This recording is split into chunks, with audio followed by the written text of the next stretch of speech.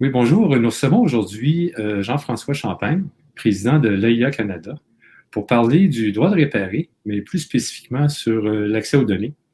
Bonjour Jean-François, Bonjour Michel, merci de l'invitation. ça fait plaisir. D'entrée de jeu, j'aimerais qu'on explique un peu quelles sont les données, quelle est l'importance de l'accès à ces données-là dans les véhicules. Absolument, Michel. Bien, c'est sûr que l'évolution de la voiture, n'est-ce pas, fait en sorte que de plus en plus, on les décrit comme étant des ordinateurs sur roues et la quantité d'informations que nos véhicules d'aujourd'hui et de demain génèrent continue à augmenter là, à un rythme exponentiel. Et donc, on peut peut-être parfois penser là, au système d'audio et des systèmes de communication, mais c'est également évidemment tout l'aspect du diagnostic et de la performance du véhicule. Et donc, c'est bien au-delà de la fameuse lumière là, qui s'allume, notre fameux check engine qui s'allume. C'est bien au-delà de ça. Ce sont des codes qui sont générés par le véhicule qui nous donnent beaucoup d'informations sur la performance du véhicule, comment est-ce que l'huile est utilisée, et aussi possiblement de l'information qui peut prédire un peu certains entretiens et réparations qui peuvent être nécessaires pour le véhicule là, dans le futur. Donc, c'est un petit peu ça. Et ce qui est important de rappeler ici, c'est que pour l'ensemble des intervenants, et surtout pour le grand public, ça reste un sujet un petit peu mal compris.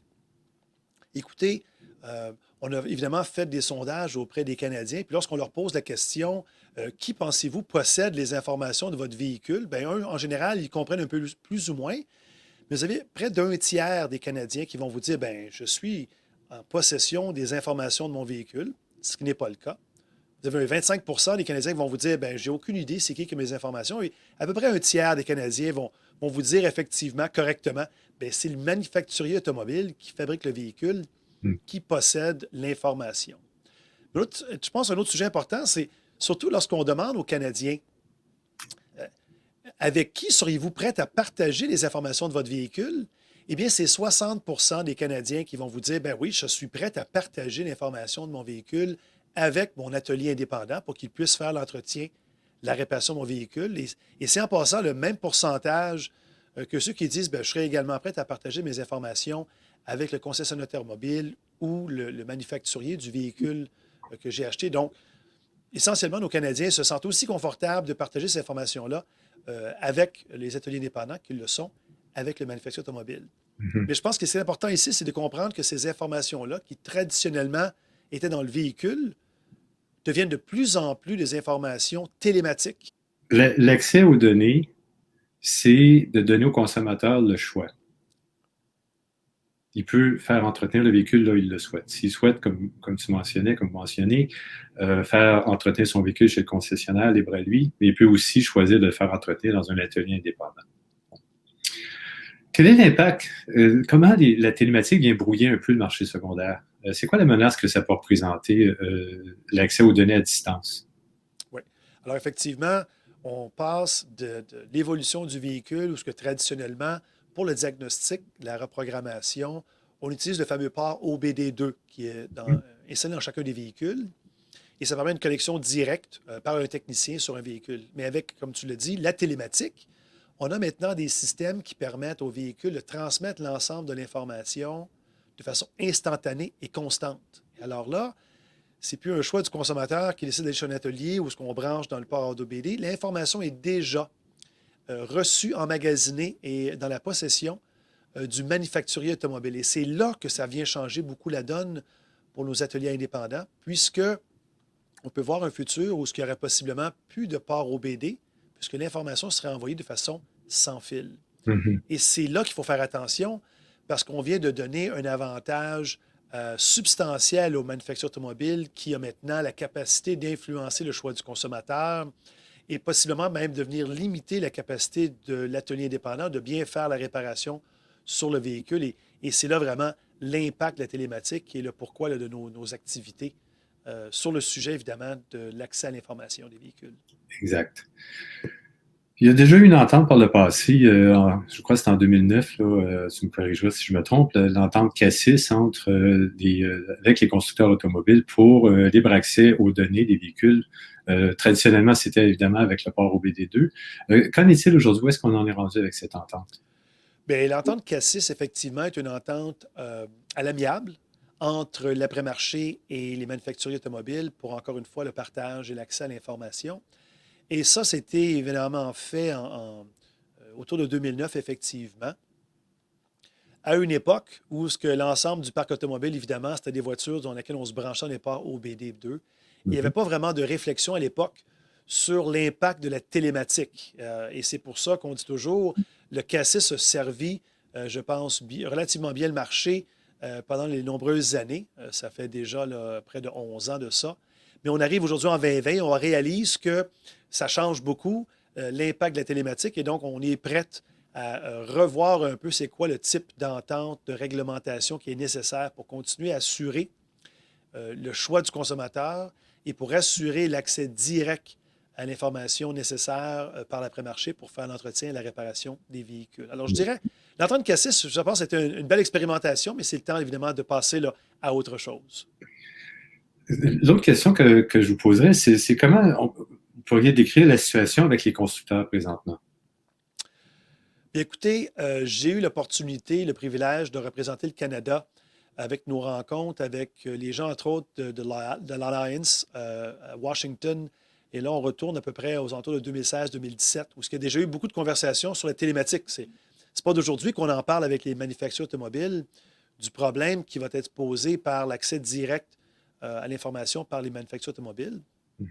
Et à l'époque, malheureusement, la conclusion de ces rencontres-là, ben, c'était qu'il n'y avait pas de mouvement, peu d'intérêt de la part des manufacturiers automobiles. Je crois que leur position, c'est d'en parler le moins possible.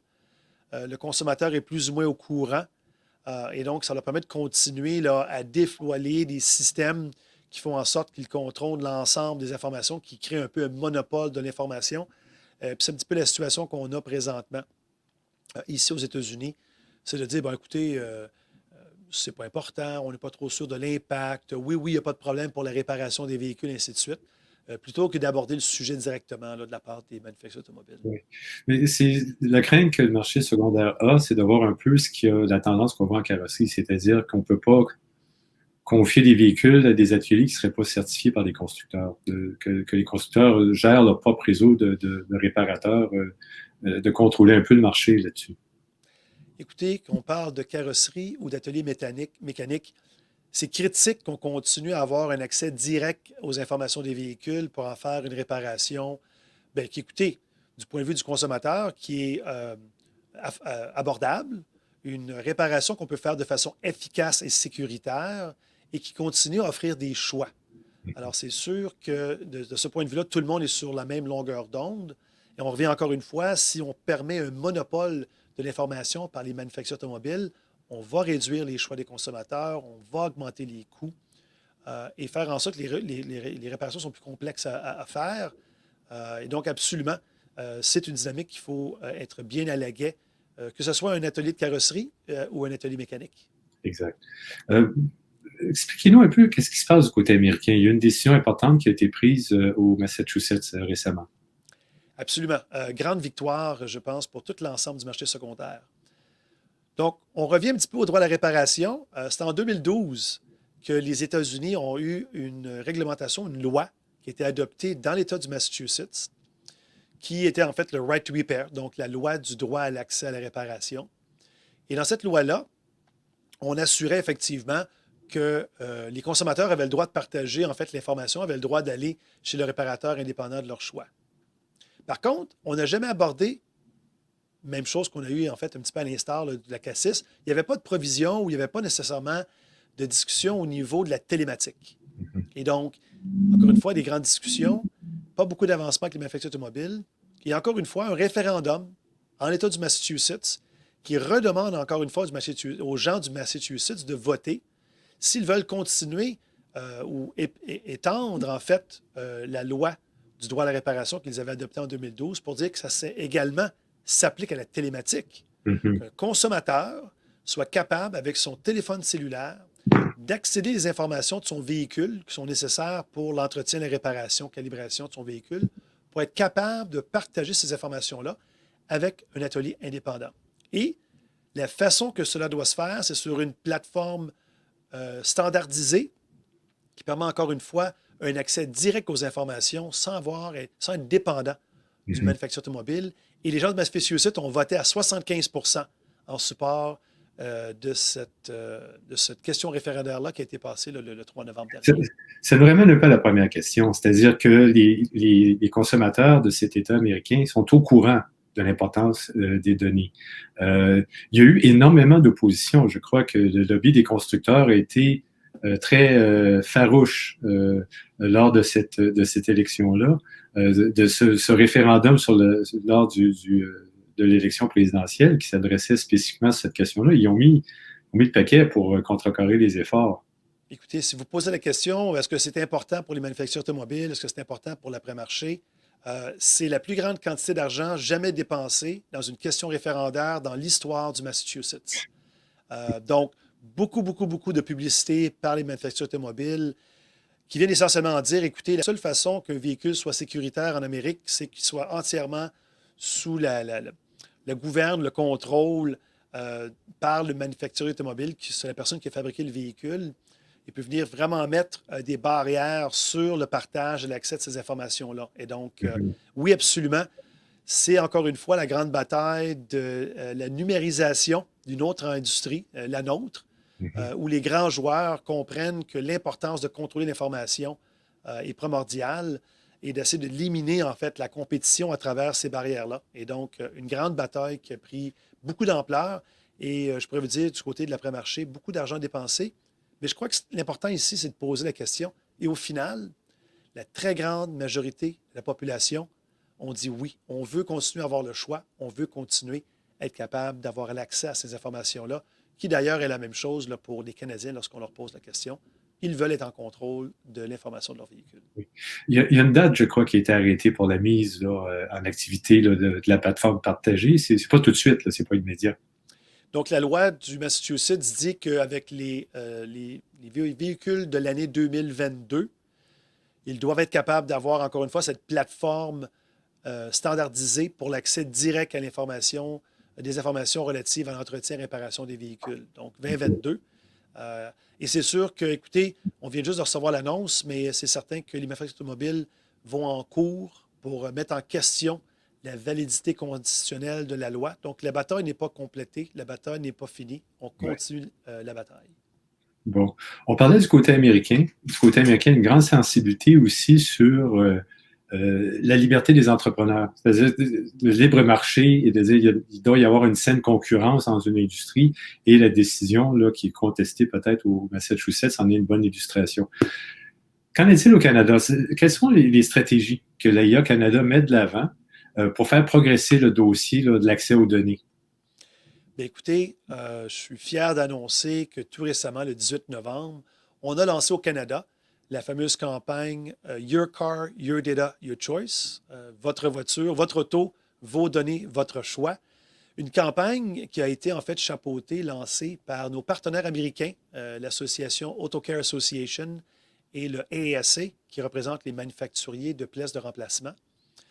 Ils ont lancé cette campagne-là il y a déjà à peu près 2 ans et nous amenons cette campagne-là au Canada pour, encore une fois, sensibiliser la population, mobiliser l'industrie et également informer les gens du gouvernement ou des gouvernements sur l'importance de l'information, de l'accès à l'information pour continuer, encore une fois, à avoir la compétition, à permettre aux consommateurs d'avoir des choix, de s'assurer qu'on maintient un coût plus bas pour l'entretien des véhicules, puis qu'on continue à offrir des choix aux Canadiens sur la façon et où et quand ils peuvent faire réparer leurs véhicules. Il y a présentement un comité sur place de révision justement de l'accès aux aux données personnelles. Ça vient s'inscrire un peu dans cette mouvance-là. Je ne vous cacherai pas, Jean-François, que les gens ont une crainte. Moi, mes données personnelles qui viennent de mon compte de banque, de mon état de santé ou de mon automobile, je ne suis pas très à l'aise de partager ça. Comment vous voyez la sensibilité par rapport à l'enjeu présent sur les données qui proviennent des voitures? Écoutez, tu t'en parles, Michel. C'est sûr que le timing est excellent. Le gouvernement fédéral, le ministre Bain, a présenté à la Chambre des communes la semaine dernière la réforme de la loi sur la protection des informations personnelles, le fameux PPDA, et l'introduction de la Charte numérique pour le Canada. Et en fait, tout ce changement de réglementation-là, et j'utilise les mots du ministre, c'est pour d'assurer que les Canadiens aient un meilleur contrôle sur leur information. Mhm. Alors, ça vient très, très bien s'aligner. Nous, dans nos sondages des consommateurs, c'est 88 des Canadiens qui pensent qu'effectivement, ils devraient être ceux qui sont en contrôle des informations générées par leur véhicule, à l'instar du manufacturier automobile. Donc, le projet de loi, notre campagne et l'attitude des Canadiens s'alignent très, très bien pour dire qu'il doit y avoir réglementation au Canada qui va continuer d'assurer que ce sont les Canadiens qui ont le contrôle de l'information de leur véhicule, qu'ils continuent d'avoir le choix de partager ces informations-là avec l'atelier indépendant de leur choix, et qu'on continue à avoir un secteur économique compétitif où il y a de l'innovation, où on continue à avoir beaucoup de petites, moyennes entreprises, qui est en fait l'ensemble, une grosse partie, si vous voulez, de l'après-marché, et qu'on Mhm. soit capable d'offrir un service à tous les Canadiens, que ce soit à Gaspé, à Matane, au Lac-Saint-Jean ou à Montréal. Vous savez, l'après-marché, on est dans toutes les régions du Québec, et je pense que c'est important qu'on se mobilise présentement pour assurer que le gouvernement fédéral comprenne l'importance de ça. Et c'est pour ça qu'on a lancé effectivement la campagne, encore une fois, votre auto, vos données, votre choix, pour Mhm. mobiliser tout le monde. Vous avez un objectif chiffré sur cette pétition? Effectivement, donc l'appel à tous, c'est d'amener tous les gens à visiter notre site, de signer la pétition. Et chaque fois que vous signez la pétition, bien, en fait, c'est un courriel qu'on envoie au ministre Bain, qui est Ah, responsable de cette réforme-là, pour effectivement l'inciter à s'assurer que l'automobile fait partie de cette grande réforme-là. Et puis, je vous dirais, j'ai dit à bien des gens de l'industrie, écoutez, moi, je veux 100 000 signatures. Vous savez, on est plus de 400 000 dans l'après-marché au Canada. Alors, si on peut mobiliser le quart de notre industrie, ça fait déjà 100 000, mais je crois qu'il y a également beaucoup de consommateurs qui vont se sentir visés et qui vont vouloir également leur endosser notre position également. parfait. Ben, merci beaucoup, Jean-François, d'avoir partagé toutes ces informations-là avec nos auditeurs. J'invite les gens là, à suivre là, justement là, le lien Internet pour aller signer la pétition, que ce soit des gens de l'industrie ou évidemment des consommateurs. Je crois qu'il y a un rôle du marché secondaire important à jouer pour éduquer aussi la population, de dire, écoutez, il y a des données dans votre véhicule, ces données-là m'aident à réparer votre véhicule, on a besoin de l'accès. Je crois qu'il y a aussi beaucoup d'éducation à faire au niveau autant des classes politiques que du consommateur. Absolument, Michel. Je le dis à tout le monde, c'est à de se mobiliser. Le temps, c'est maintenant. Signez la pétition, parlez à vos collègues de travail, parlez à vos techniciens, parlez à votre équipe de vente, suivez-nous sur les réseaux sociaux. Mobilisez-vous. On a besoin de 100 000 signatures. Et encore une fois, n'oubliez pas, c'est votre taux, c'est vos données, c'est votre choix. Merci. Merci.